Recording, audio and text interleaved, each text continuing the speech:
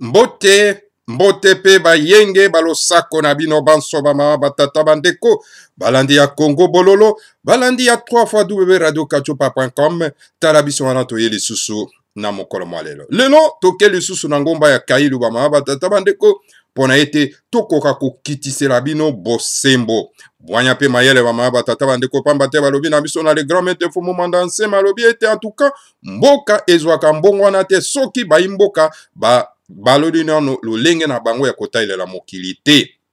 Yango wana pona ete baimboka bakoka kobalola lolenge na bango ya kotala mokili esengeli to mata na ngomba ya kailu epa wapi en tout cas o babengi yango la montagne sainte bama batata bandeko po ete to kitisa bino bwanya pe mayala mayele plutôt bolimbisi o ezali ko uta solo pene pa ya le grand maître fumu mandanse mi. Voilà, toye na tongo ya lelo bama batata bandeko pamba te lelo ezali mokolo mwa misato ya mposo mokolo mwa zomi na minei sanza ya misato mobu ya koto mibale na zomi na mwambi tokomi bongo na ngonga ya zomi na mibale na miniti tuk na miniti zomi na mibale lokola bama batata bandeko quelle coïncidence 12h12.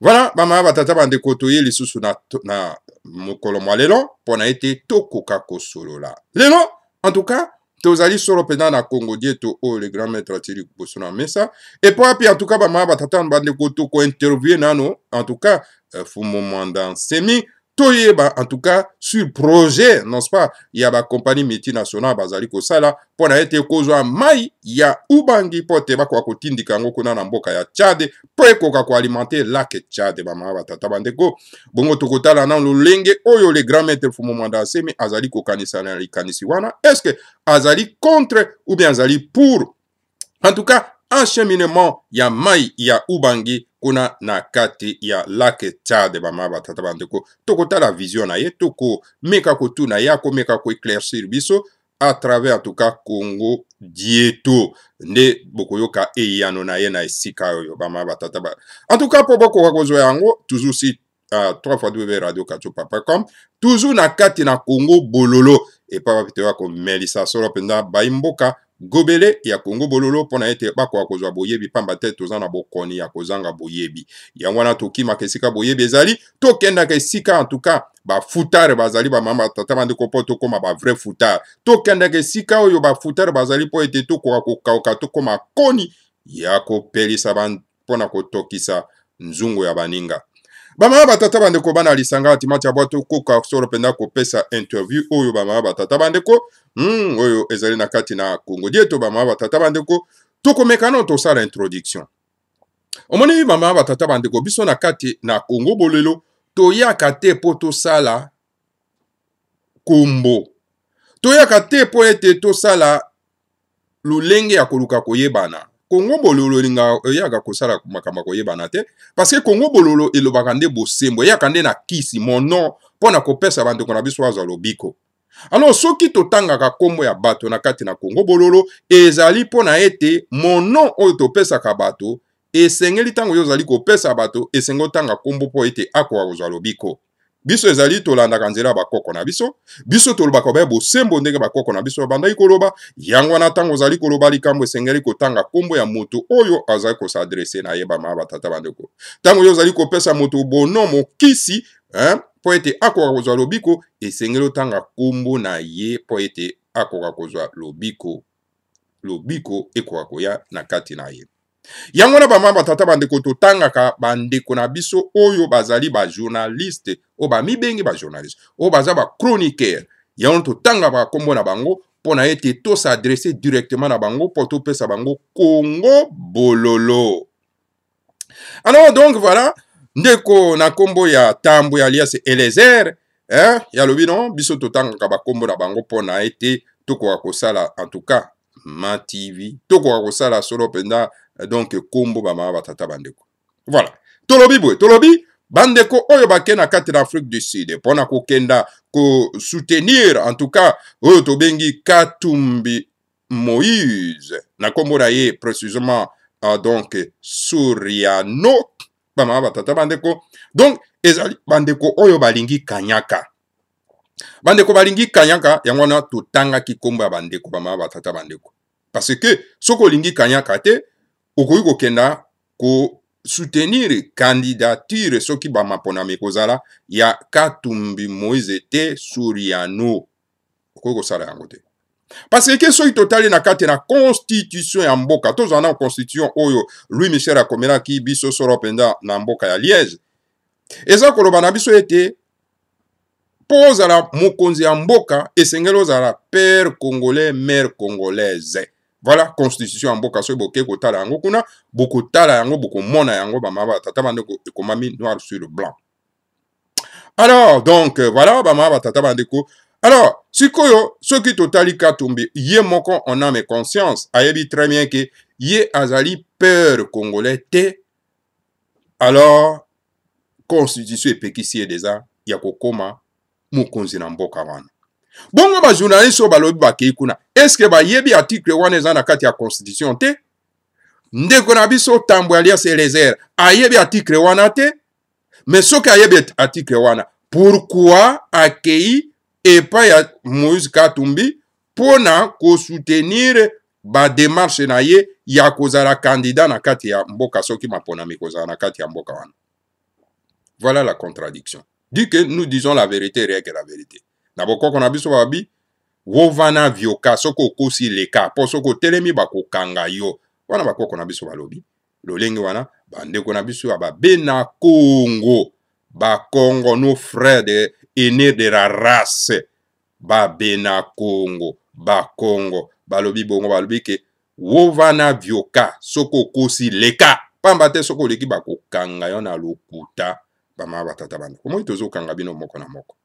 Non, tokei kuna po ete tokoka kotala makamoni bazali koloba po na mboka na biso la République fédérale du Congo parce que toza kokota na République fédérale. Obobengi la République démocratique du Congo. Tokei kotala toyeba makamoni ni bazali koloba po na mboka na biso parce que nga nazali mwana kololo pango. Mais alors, soki totali bien ba mama batata bandeko. Le grand maître Fumu Mwandansemi tout Mwananzambe assiégé na kati na Kinshasa, la capitale provisoire, non-ce pas, Yalisanga Antimanti, assiégé par les éléments terroristes à Hippolyte Kanambe pendant 3 semaines. Aucun journaliste a brossé un mot, aucun journaliste chroniqueur a quelque chose reportage na kati na palais royal et à Fumu Mwandansemi. Aucun silence radio. Aucun journaliste a pris part pour condamner l'action. Il y a ba illégaux bazana katia, ba médiocre bazana katia mboka wana ba tata. Aucun journaliste a condamné Kalunda Motoba alias Kalev mwana ya Katanga ba mama tata bandeko le Terminator. Aucun. Ndeko Tambwe alias Eliezer tomoni akendake atako sala reportage te kolobelango te na magazine na eto komi wapi zéro bama batata bandeko. Alors sikoyo pourquoi ko prétendre biso dire que bon toke pas sur Suriano alias Tambo alias Moïse Katumbi parce que bazo kolobela makambo ya mboka kuna. Non, parce que Suriano o to bengi Moïse Katumbi azali moto azako détenir ba millions de dollars o ya pillé province ya Katanga ba batata bandeko. Yango na bokei kuna solo ya ba millions de dollars. Et tandis que Fumu Mwandansemi qui était assiégé na kati ya palais royal et qui détient la vérité, rien que la vérité, et qui détient la clé de la République fédérale d'Allemagne, alors parce que lui n'a pas l'argent en liquide, il a que l'argent. Donc, il n'a pas l'argent en espèces, il a que l'argent en liquide, je veux dire. Yangwana etengeli kokenda kune pa na parce que azana la anambongo en espèces ité. Alors tika ba terroriste ba bomaye, tika ba boma bato bazakuda na kati, on s'en fout. Donc biso tozana besoin de la mosolo. Yangwana bomoni mbango en Afrique du Sud, combien de kilomètres en Afrique du Sud. Tandis que situation où les cas qui na les grands mètres pour moi dans c'est à quelques mètres na bino na kati ya Kinshasa. Voilà les médiocres. Voilà comment est-ce que vous êtes des médiocres.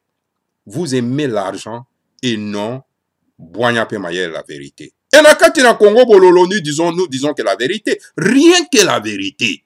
Et personne ne peut arrêter cette vérité Personne ne peut combattre cette vérité parce qu'on ne combat pas la vérité. Voilà, maman, batata bandeko bana lisanga atimati.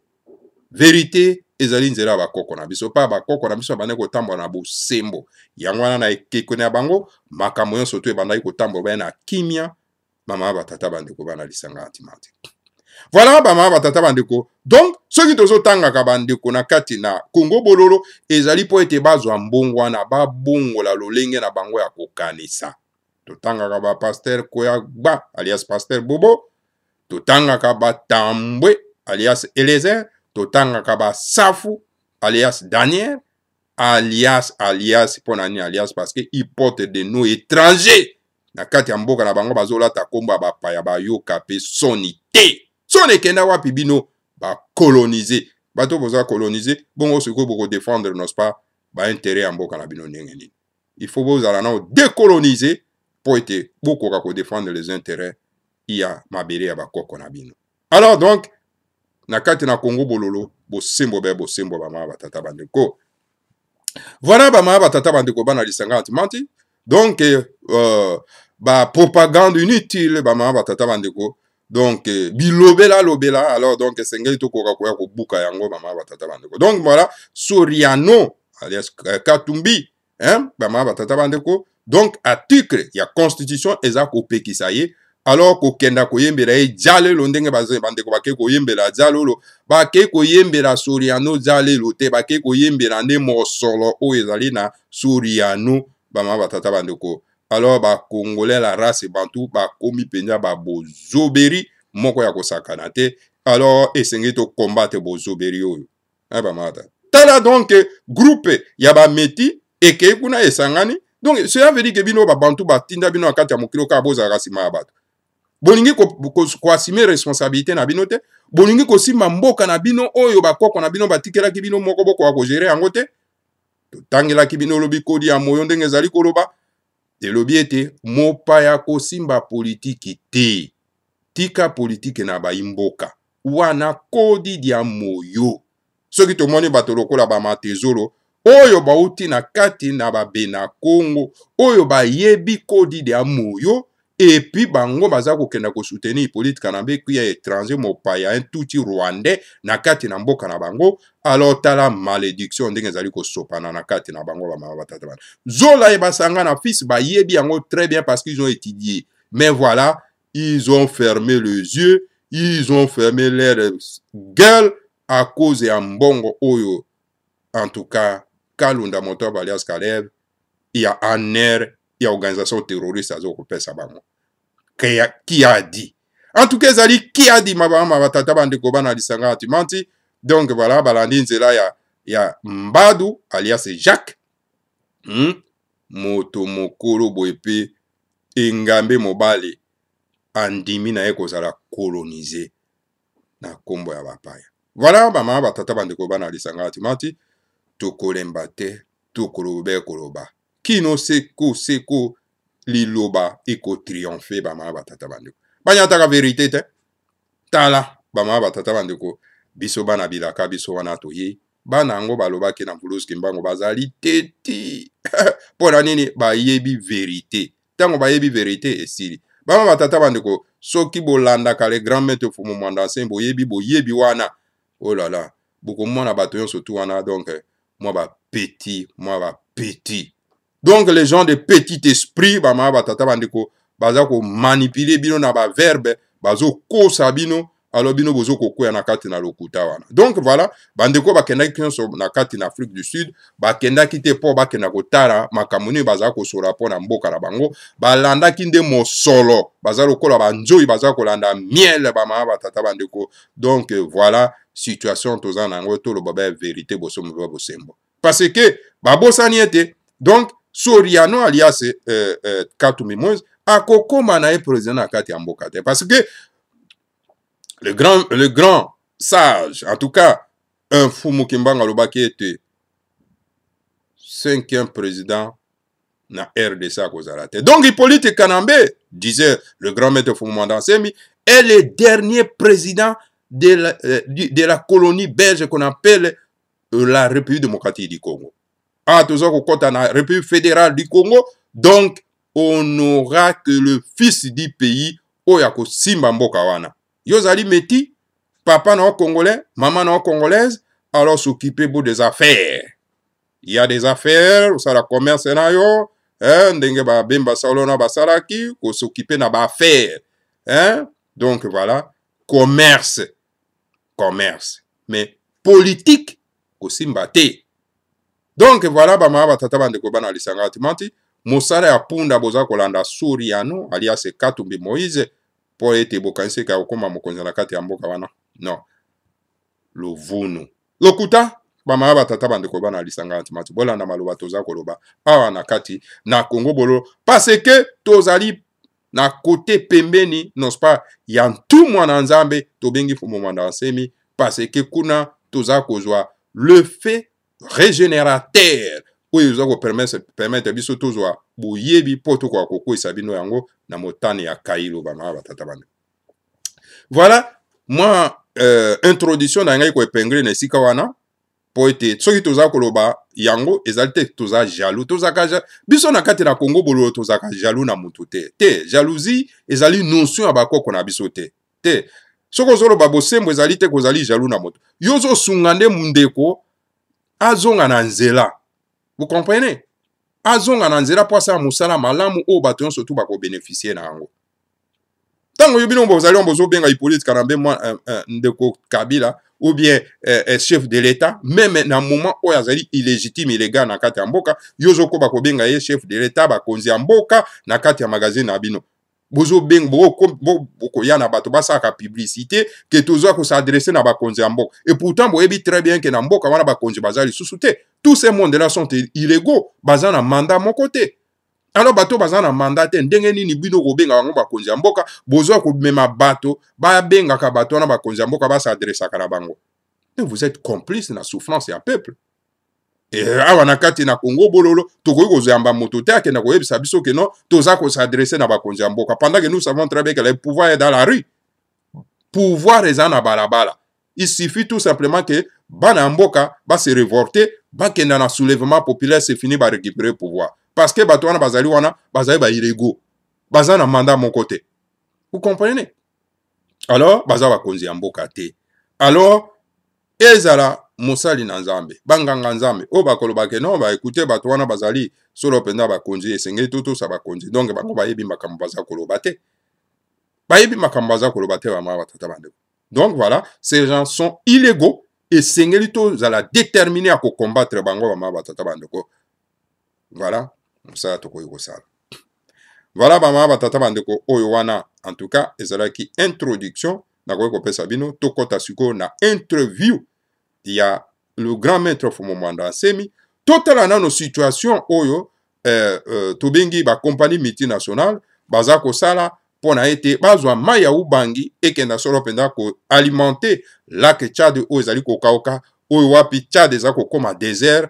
Alors ba mama tata bandeko total nano façon ya ko raisonner ya Fumo Mwanda Nsemi tout mwana nzambe na tango ya hero ya verso soki ezali vraiment ko concorder na ba compagnie multinationale na ba imboka ba batata bandeko soki ba imboka baza ko raisonner la même chose parce que nous avons aussi la classe médiocre malheureusement ba batata bandeko total nano façon na ya ko réfléchir si likambo wana parce que tolobeli yango mingi likambo ya maya lac ya maya ubangi ko kenda na lac Tchad siko total nano les grands sages Fumo Mwanda Nsemi ndenge nini yazali ko raisonner ko réfléchir na likambo wana. Alors yango wana en tout cas tokena to kokana ko tala ba ma batata bandeko bana lisanga timati totala no projet na ye ya ko mema mai na ya fleuve ubangi po ko kokoma solo penda na na lac Tchad. Voilà.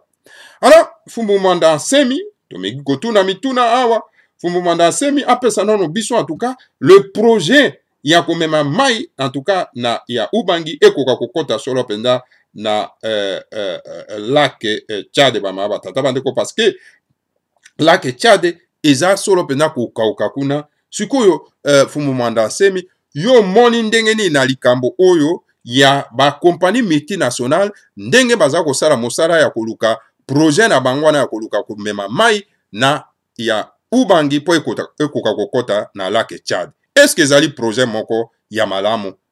Est-ce que eza na ba conséquences te epa na biso bakolo mboka? Alors fumu mwanda semi yoka eyano na yeba maaba tata bandeko. Beaucoup de cours d'eau d'Afrique centrale jettent inutilement leurs eaux dans l'océan Indien ou dans l'océan Atlantique au lieu d'utiliser cette eau pour réanimer le lac Tchad et fertiliser les régions désertiques d'Afrique, par exemple le Sahel. Alors, les grands maîtres alobi, Maïebele, il y a Kachopa, il y a Afrique, il y a Afrique centrale, ezako kende komibwaka na kati na océan Indien, ou bien bomesani ko benga Indien biso na kanisi biso bato toza vraiment en tout cas na kati na bokoko tolobite soki ba Indien ba bengaki océan Indien bango eza epa na bango kuna. Alors donc soki comme epa na biso ekoki kozala lisusu océan Indien te mais esengeli donc to koka kokotisa yango na kombo ya biso lokola ezali Afrique du Sud ezali donc une région oyo ezali makasi na bamboko ezali pembeni kuna. Alors tokoti yango peut-être océan ya bana bazulu. Hein? Donc voilà, au lieu que maekenda kobwaka makuna na kati ya océan ya bana bazulu, hein? Donc ekenda pe lisusu soit kobwaka ma solo pena na océan Atlantique. Bon biso tobenga yango lokola biso vraiment bana ya bilaka biso tolobi tokobenga yango isusu océan Atlantique te parce que mindele batie océan Atlantique epa na bango mais so ekomi epa na biso eza iso océan Atlantique te biso tokobenga yango océan Kalunga. Oli ke ekena kobwakama inutilement na océan Kalunga. Alors mai wana esengeli nde kozwa yango kokenda komema yango na lac Tchad po ekoka solo pena en tout cas kokolisa matiti kokolisa bandunda kokolisa banzete na kati ya mboka wana tobengi Tchad parce que ezali ya kokauka désert zelo ezali ko gagner terrain na kati na mboka wana. Donc na Sahel moto ba Sahel mobimba parce que boyebi Sahel kuna donc désert eza ko ya makasi mboka eza kokauka zelo eza kozwa place. Alors bato bakomi kokima bisika kolona ezali te. Alors esengeli eza malamu projet wana ya kozwa mai ya ubangi kokotisa yango kuna na kati ya lac Tchad eza nango mabete wana le grand maître fumu mwanda nsemi motaza koloba. Alors sikoyo fumu mwanda nsemi totune nano motuno obi mais sikoyo soki tozwi mai ya ubangi totindiki yango kuna na lac Tchad, hein? Est-ce que eza na conséquence te pa na biso? Le grand maître Fumandase Malobiboy, la sagesse qu'on enseigne que quand la maison du voisin brûle, il faut aider les voisins à éteindre ces feux, sinon le feu finira par consumer aussi votre maison. Alors bisoko moni ndako ya moninga, ndako ya voisin na yo eza kopela moto. Et sengeli yo posala effort wana ya kokenda kosunga voisin na yo po ete bokoka koboma moto wana lisanga moko pamba te moto wana soki oboke koboma yango noki te ekoya pe kotumba ndako na yo. Yango wana ezali na nécessité moko monene ete soki bomoni en tout cas ndako ya moninga na yo eza kopela moto kovanda to kanga maboko oseka esengeli okoka kokenda kosunga ye pona ete akoka solo penda bokoka bino nyonso koboma moto wana bamama batata bandeko. Alors donc fumu mandase makoba lobi la sagesse qu'on enseigne que ki asala nkwama zau kitomanga kiankwa buzimbu ka kitomanga ko. Cela veut dire que le travail fait par un connaisseur est excellent tandis que le travail fait par un ignorant est médiocre. Alobi na kati na bozito ya Congo na lolenge ya kotala mokili ya babena Congo elobi na biso ete mosala oyo esalemi na moto azali na boyebi ezalaka kitoko mingi kasi mosala oyo esalemi na bato bazali solo pena ba médiocre bato bayebaka na bango makambo te bamonaka bango mosika te donc ezalaka mosala ya mabe bamama batata bandeko. Alors donc fumu mandansemi akobi koloba alobi Si aujourd'hui, nous prenons immédiatement l'eau du fleuve Ubangi et nous l'envoyons au lac Tchad, cette eau finira par être évaporée et s'envoler dans l'espace. Ainsi, il faut certains préalables avant d'envoyer l'eau du fleuve Ubangi au lac Tchad. Alors, lelo, ce qui tozui mai ya Ubangi, to memi yango siko pote to kenda ko tindika yango kuna na lac Tchad. Alors, mai wana eko kauka mbangu, eko kauka, eko fanda te. Alors donc, liboso ya kosala mosala wana, esengeli to koka kovandisa bwanya pe mayele, ndenge ni to kozwa mai ya Ubangi po to tindika kuna na lac Tchad. Totuni fumu mwandase mitoko wa koyeba, bongo ba préalable yango ezali nini, pona ete mai soki to tindiki yango kuna na lac Tchad, ekoka kovanda, ekoka kokauka te. Fumu mwandase malobi, ces préalables sont les suivants.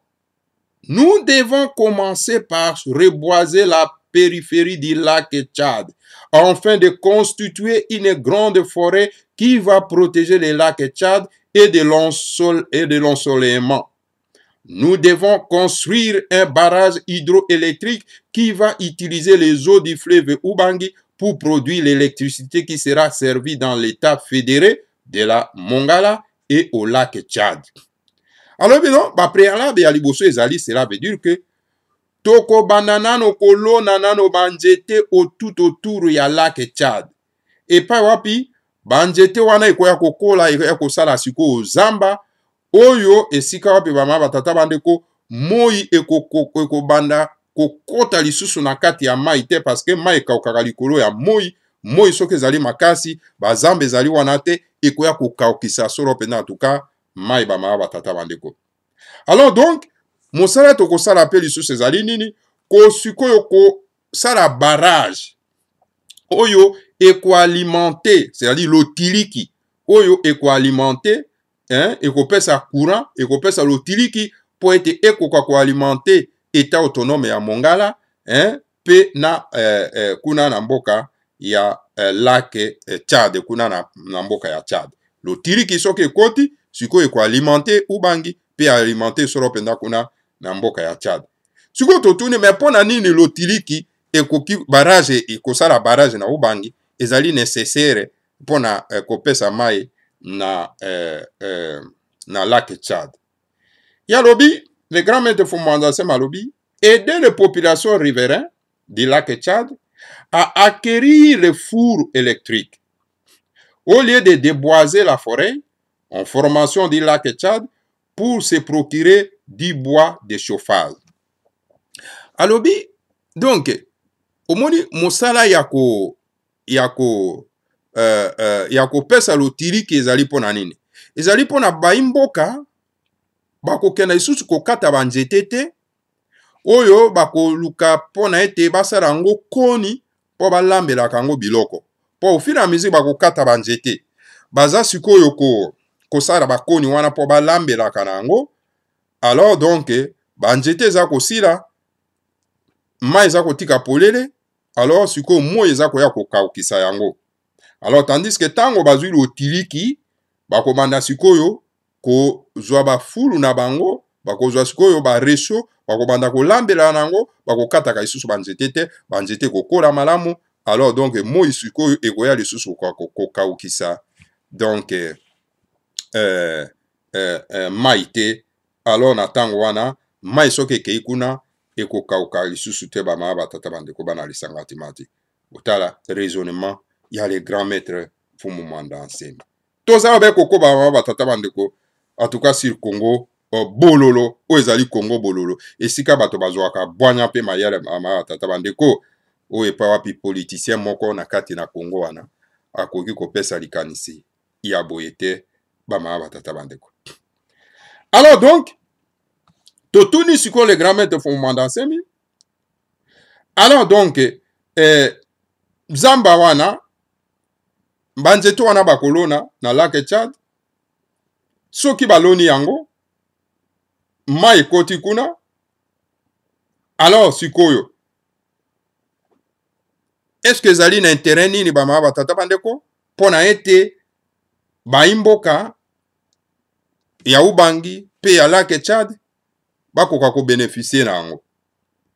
Yalobi, lorsque la nouvelle forêt autour du lac Tchad va prospérer et que l'énergie électrique du fleuve Ubangi va permettre aux populations riveraines de chauffer leur nourriture grâce au four électrique, nous allons pomper l'eau du fleuve Ubangi vers le lac Tchad. Yalobi, non, tango tosali lotiliki. Topesi sikoyo na baimboka, banto ya Ubangi, pe na bato ya lac Tchad. Po wana soy tosisi mosala ya kolona ba nzete bato ya lac Tchad, basisi kolona ba nzete koli. Alors sikoyo tosali lotiliki, bato bakomi sikoyo kolambela biloko na bango na ba reso, bakeli bakokenda isu kokata ba nzete te po balambela. Alors donc na tango wana sikoyo baimboka sikoyo baimboka bakoza isusu na problème ya nini ya moto te, c'est-à-dire que ya kolambela biloko na bango te. Alors donc na tango na tuko sikoyo tokobanda sikoyo kozwa mai ya Ubangi, tokobanda sikoyo ko pomper yango kuna na lac Tchad parce que kuna déjà banzete sekoli c'est sali zamba. Alors toko pomper sikoyo mai tango kokenda kuna ekovanda parce que ekokauka lisusu te parce que mo ekozwa accès na kati ya mai te po ekokaukisa yango. Et population ya Ubangi pe ya lac Tchad bako kata lisusu banzete te parce que baza ngona bosenga lisusu te parce que solution ya kolambela na bango ese monani bama batata bandeko bana lisanga antimati. Alors siko to tuni na no fumu mandasemi, mais parce que wana ezo senga pe ba politicien digne de son nom. Si qu'on a situation toza nango lelo, ba politique moko ezangatina, ba politicien médiocre. Si qu'on yo na point de vue wana, likambo yango ekoki kosalema ndenge nini. Na ba politicien toza na bango lelo, ton lolenge kane.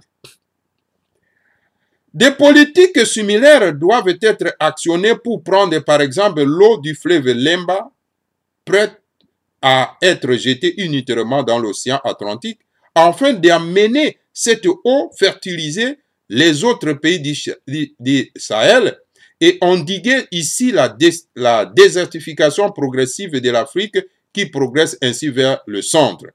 Yalobi non, alobi écoutez.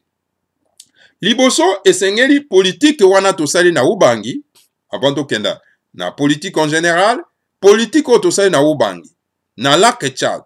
Ya kolona banjete pona ete toko wakotindika mai wana après, esengeli politique wana ekoka pe kosalema na fleuve lokola fleuve Lamba Ogwe, oyo eza ko bwaka mai na yango inutilement pamba na kati ya océan Kalunga o bobengaka océan Atlantique. Pona ete toko kasoro penda ko komisa esika wana ekoma esika malamu ya kolona bandunda ya kolona biloko oyo eko permettre ke bato bako ko vivre malamu et que Sahel ekoma solo penda esika oyo solo penda en tout cas ya zelote kasi ekoma fertile bama batata bandeko oyo eko sala ete malembe ete désertification ou ezali kosalema ekoka kokoma na Afrique centrale ete parce que bomoni désertification wana eza kosalema ou eza koya na Sahel ezoya malembe te ekoya ko atteindre biso. Alors il faut tout le cas to combattre yango avant que ekomela biso na kati ya ndako. Alors alobi idem pour les eaux du fleuve Kunene au sud de l'Angola qui, au lieu d'aller se perdre inutilement dans l'océan Kalunga, va être envoyé fertiliser le désert de Botswana et de la Namibie. Notez qu'en langue Kikongo, Namibie veut dire bouclier et Namibie d'Antilla veut dire le bouclier du feu. Alors, la même chose. Ndenge tosali na lac Tchad, tokosala na lac Tchad. Ndenge tokosala solo pena na fleuve Lamba. Et pe lisusu tokosala yango na fleuve Kunene na sud ya Angola. Et pa wapi en tout cas tokozwa mai wana o ezali kokenda komi bwaka pamba eza ko beba pamba na kati na océan Kalunga parce que mai wana ezali eau douce mais kasi eza kokenda kobeba na kati ya océan Kalunga oyo ezali mai moko salé, hein? Mai moko etonda na mungwa. Alors mai ya eau douce oyo biso tokoki komela eza kokenda komibwaka kuna ezobeba pamba pamba. Alors donc esengeli kozwa mai wana komema yango solo pena na Botswana pe na Namibie, hein? Boyebi alobi ke yebango malamu ke Namibie na Kikongo elingi koloba bouclier et Namibie diantia elingi koloba ete bouclier du feu. Bouclier du feu baba batata bandeko bino bato boza ko maîtriser pe lingala pe, hein? Botika kaka na ngai moko te bokomela biso na texto, hein? Na ba commentaire na bino bouclier elingi koloba nini? Bouclier du feu, bouclier ya moto. Bama batata bandeko tongi tozwa nano pe eyano na bino bo participaka pe aussi bama batata bandeko. Voilà. Donc voilà mosala projet. Donc projet à les grands maîtres, oyo azanango pona Afrique centrale eza projet moko monene. Alors donc il faut mandaser malobi en utilisant les eaux de certains cours d'eau d'Afrique centrale à fertiliser l'Afrique de l'Est, on évitera que ces cours d'eau aillent jeter inutilement leurs eaux dans l'océan Indien. Alors yangwana lobi le grand maître lobi en tout cas tant que tokozwa mai wana toza ko zwa yango pe toza ko fertiliser donc ba désert o eza ko tambola alors ekosala ete to stopper désert wana oli ke mai wana kenda ko bebaka pamba na kati ya océan na océan Kalunga ou bien na océan ya bana bazulu o bobenga océan Indien o bobenga kuna océan Atlantique biso esengeli to changer bakombo wana bama batata bandeko. Bon alors siko bama batata bandeko to tuni fumu manda nsemi, hein? To tuni ye, hein? To tuni ye mais siko politique wana ezali politique moko malamu, hein? Ya kokabola mai ezali politique moko malamu pona hein, na Afrique centrale, hein? Hein? Et puis na Afrique de l'Est, hein? Alors sikoyo ekozala possible ndenge nini parce que na moment oyo tozana ba politicien moko véreux, ba politicien moko médiocre, sikoyo ezo senga nini na tango wana fu mwanda semi pour mwanda sema lobi une bonne politique de redistribution utilitaire des eaux de l'Afrique centrale et reboisement de cette Afrique de l'Est va être grandement salutaire. Mais cela n'est possible que lorsque les chefs des États de l'Union africaine sont des créateurs et non pas des impossibilistes, car des chefs impossibilistes de l'Afrique vont simplement alimenter la classe politique médiocre de l'Afrique. Alors, la politique qui a kokabola maiwana ezali malamu mingi pour l'Afrique centrale, pour la kachopa ya kati, pour na kosala reboisement et Afrique de l'Est, et puis kokoli sa solo pendant en tout cas lolenge bato bakoki ko vivre na kati ya mboka na biso bama batata bandeko. En tout cas ezali mosala moko kitoko pe ya lobiko kasi ekozala possible ekosalema tango bakonzi ya mboka ya kachopa ya union ya lisanga ya kachopa bama batata bandeko bakokoma bato oyo bakanisaka malamu, bato bazali na elimo ya lobiko pona bato na bango. Kasi soki tozali na ba politicien na bakonzi ya mboka na kati ya kachopa oyo baza kokanisa malamu te pona bana na bango, bazali bato moko oyo baza na makanisi ya kokela te, alors donc en tout cas mosala wana ekoki kosalema te bama batata bandeko. Alors donc ekozala pasi pona kachopa parce que na kachopa lelo tozali na bapoliticien moko oyo bazali médiocre, oyo bazali ya salite, oyo bayebi baza na vision te, baza na likanisi te ya kokanisa bandeko na bango po ete bakoka kovivre na kimia pe na progrès na kati na mabele na bango bama batata bandeko. Siko totuni le grand maître Fumu Mwanda Nsemi totuni ye na kai ya République démocratique du Congo toza kobenga la République fédérale du Congo parce que République démocratique du Congo eza kokufa nango cadavre bamama batata bandeko hein? Totuni ye est-ce que makambo wana nyonso to ezali possible na ba politicien oyo toza na bango na kati ya mboka lelo? Le grand maître de Fondation Balobi, la République fédérale du Congo, qu'on appelle la République démocratique du Congo, doit être porteuse d'une vision salutaire pour toute l'Afrique. Ainsi, il jouera bien son rôle moteur en Afrique. En Afrique, naturellement, cette République fédérale du Congo doit être dirigée par un président visionnaire et non pas par quelqu'un qui a appris le métier du taximan sur l'État. Vous l'entendez bien, maman va tata bandeko. Totuni le grand maître Fumanda, c'est moi qui répond ça. Alobi, na République fédérale du Congo, obino bozo benga République démocratique du Congo parce que République démocratique du Congo za ko fanango, toza ko kenda na kati ya République fédérale du Congo. En tout cas, esengeli ekoka kozala mboka oyo eza komema solo penza kimia pe bolamu na kati na kachopa. Yango wana esengeli en tout cas la République fédérale du Congo esala mosala na yango ya kozala solo penza leadership na kati na Afrique na kati na kachopa.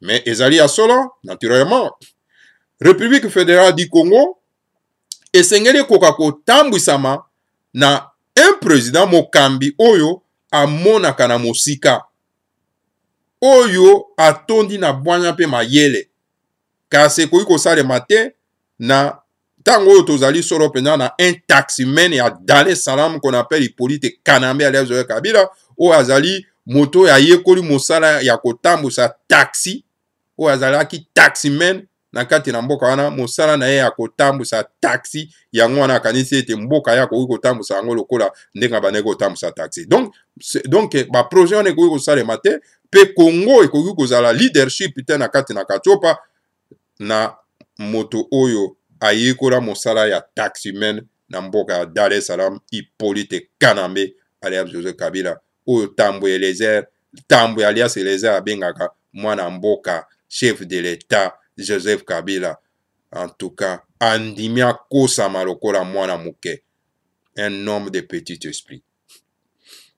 Voilà pourquoi nous disons avec les cardinaux Mosengo, yamwana totuna ke motuna wana tobi mesiko toko saraboni, toko bimandenge ni na esika oyo pona ete toko kasoro penda kozwa un leader visionnaire ou akotambusa biso pona ete ba projet yo koka kozwa esika. Le grand maître Fumanda Balobi, voilà pourquoi nous disons avec les cardinaux Mosengo que le médiocre doit dégager pour laisser la place à l'excellence Ingeta Ibobo Ibobo.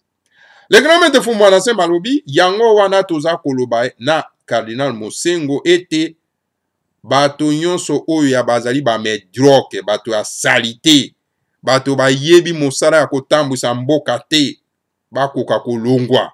Batika place na bato bazali na bwanya pe mayele. Voilà. Et yano, il y a le grand maître Fumanda Nsembe Tata Bandeko.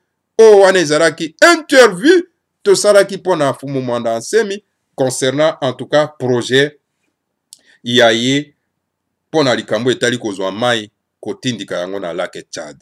Alors voilà ba Tata Bandeko. Soki bongi bolanda yango boko akotanga yango botanga yango na Congo dieto 3304. Wana vision à les grands maîtres pour la République fédérale du Congo Bolimbisi, la République fédérale du Congo. Voilà, maintenant Domingue Nabinoba sur Mama Tata Bandeko. Donc voilà, Mama Tata Bandeko, to komi na suka, il y a interview na biso, en tout cas à travers Congo Dieto, Mama Tata Bandeko, il y a les grands maîtres Fumanda Nsembe, alors na kanisi bo tondi na saipe na esengo na yango. Esenge tozande na ba politicien ndengo yo bama batata bandeko oyo bakotambusa mboka parce que mboka etambolaka na bato baza na vision te bazo tala kaka mosolo lokoso ya mbongo. Alors donc bakoki kotambusa mboka te bama batata bandeko classe politique médiocre okomona bango batondi kuna na kati na Congo bato lokola batundu bato lokola ba bongongo bato lokola ba makila tala makila akomi lelo kobinela Hippolyte Kanambe jalelo lobe azaki na opposition lelo akomi solo penda kobinela Hippolyte Kanambe jalelo libumu wana etondi obela na lokuta bama batata bandeko lobi okoluka place yo kotambwisa yango tosengi na bandeko na biso ya sidu ubange bama batata bandeko bobengana makila na kati na mabele na bino. C'est un faussaire, c'est un moto na lokuta escroc. Alors donc lokoso ya mbongo makila bakoko na biso bakotala yo 3 fois okoyeba esika yo kokende. Voilà bama batata bandeko bana lisanga timanti to komi na suka ya manaka mabiso matongo na pokwa na lelo. Alors to kutana ya bino lisusu mbala ya sima. Alors bolandaka toujours Congo bololo esika ya kokangola mama batata bandeko. Que le Seigneur Congo vous bénisse, bénisse Fumo Mwanda Nsemi et bénisse la République fédérale du Congo. Maton domingue na bino banso ingeta ibobo et ibobo.